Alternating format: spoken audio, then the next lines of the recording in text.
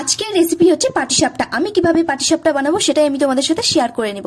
তো চলো ভিডিওটা দেখতে থাকো। প্রথমেই নিয়ে নিয়েছি 1 বাটি চালের গুঁড়ো, 1 বাটি সুজি ও 1 বাটি ময়দা।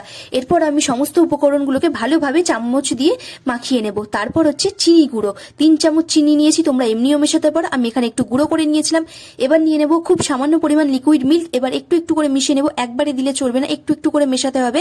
তারপর আমি সমস্ত উপকরণগুলোকে ভালোভাবে মিশিয়ে নেওয়ার পর এবার দিয়ে দিচ্ছি একটু পাটালি গুড়, আর ভালো করে সব মেখে নিয়ে এগুলোকে 30 মিনিট মতো আমি রাখতে হবে। এই ব্যাটারটা 30 মিনিট রাখার পর এখানে মেওয়া দিয়ে পুর তৈরি হয়ে গেছে। তারপর তাওয়া গরম হতে দিয়ে আমি এখানে ঘি দিয়ে দিয়েছি, তারপর পাটিসাপটার ব্যাটারটা দিয়ে দিয়েছি। এরপর আমি পুরটা দিয়ে দেবো। পুরটা দেওয়া হয়ে গেলেই আমার পাটিসাপটা রেডি। তো চলো, যারা এখনো পাটিসাপটা বানাওনি তারা পাটিসাপটা বানিয়ে দেখতে পারো এই ভিডিওটা দেখে।